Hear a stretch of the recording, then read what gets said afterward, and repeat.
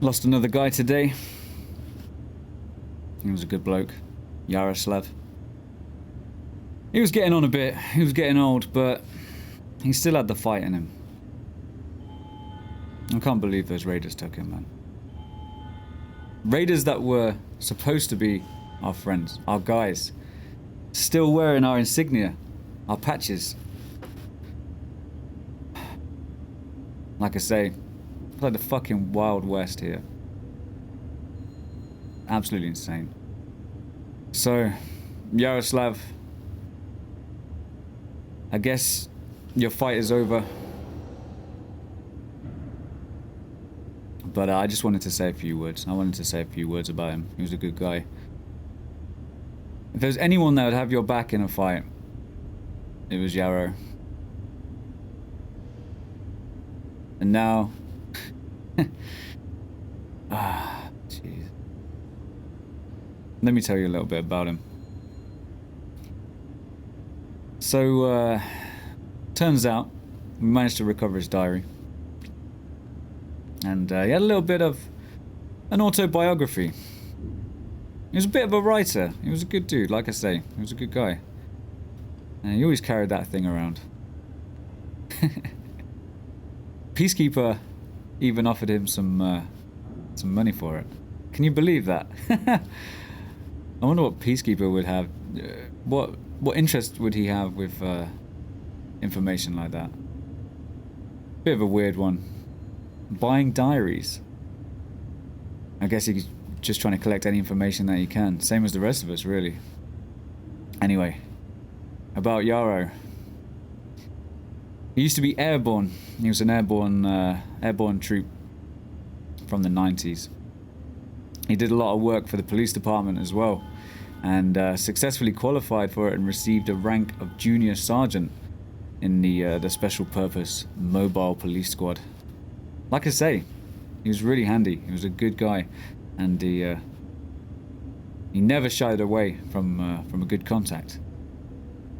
He took part in activities in the late 90s in Chechnya, you know, doing different combat, covert, and overt operations, surveillance ops, you name it, he could do it all.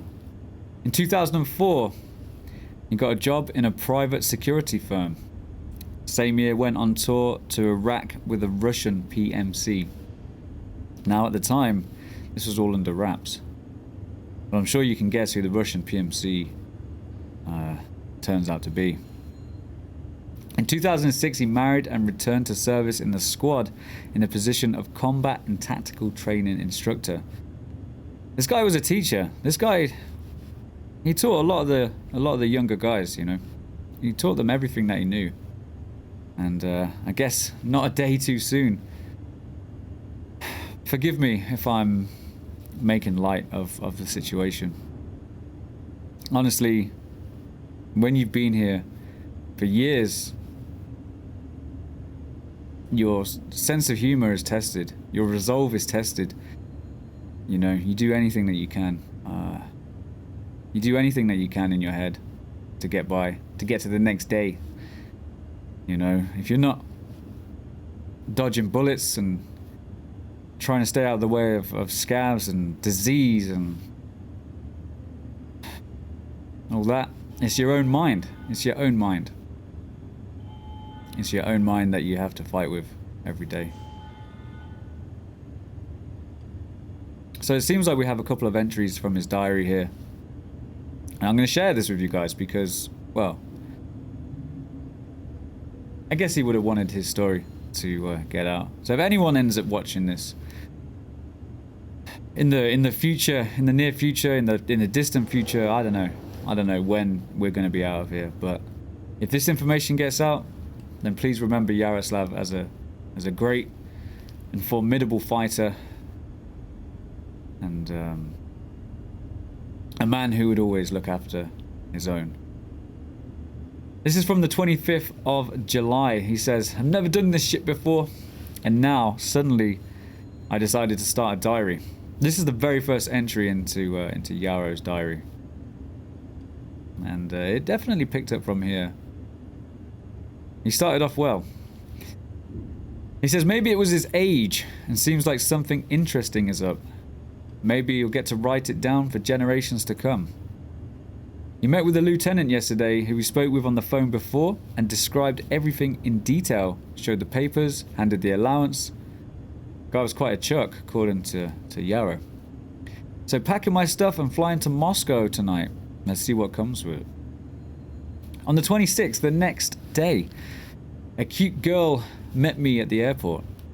Brought to the hotel, a nice hotel it was too. Gave a separate room, dinner, and a rest until the next day, all as it should be. He says he wishes all missions started like this, and he's feeling himself for once. At the dinner, I had a first look at the guys from our future squad, or whatever it's going to be called. Seems alright. I even know some of them. For example, Snappy Sanya, a Marine. Met him in the first Chechen campaign. Max Pavlov of Arkhangelsk, rapid deployment. Swift, can only remember his call sign. Should probably go and ask for his name, he says. From Assault Combat Battalion in the 2nd Chechen.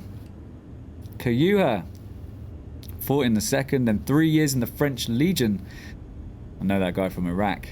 There are of course some younger guys, but I had the chance to ask around. No street fools. They got some training. Many had their shooting practice. Turned out that not everyone was lucky enough to get a separate, but only the old ones. Apparently, we'll be the officers here. Younglings have to live by 4, those with experience by 2 in the room.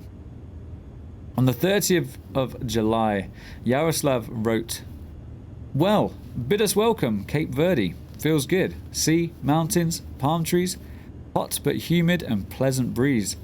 Not the same as the frying pan of Iraq. The climate's more like Thailand. Bus ride to the doorstep, orderly and with dignity. Settled in a decent spot, but the hotel doesn't seem to be like those in Thailand or Turkey. Modest building, no frills. Reminds me of our boarding houses. Most likely the gathering place of some sports teams, so we were almost honest on the plane. Closed area, swimming pool, sports fields, the sea close by. No staff except local watchmen. Apparently we'll be living alone here. It's rather nice in general. Those who arrived before us are already swimming, those bastards. About time we joined in. By the way, lodged us in the same way as in Moscow. Commanders of the groups alone. Despite the 2-bed room, subgroup commanders together, regular fighters 4 in 1 room. The director is not to be seen. Dinner was served by 2 local cooks, as chubby as our own. It seems like cooks are all the same across any borders. Well, the chow's not Moscow restaurant, but okay, will do. Rather peculiar cuisine though, a lot of seafood, which I dislike. And familiar dishes have a strange taste, but I've eaten worse. By night, the last group arrived. Everything is in place. I guess Yaroslav just left it there. It doesn't seem like he wrote much more in the diary. Huh. Maybe we'll have another look through and see if we can catch some more. So, to Yaroslav, I'd raise a toast, but well, I haven't got anything to drink. I don't even know why I'm doing this. It's not like anyone's ever going to see this anyway.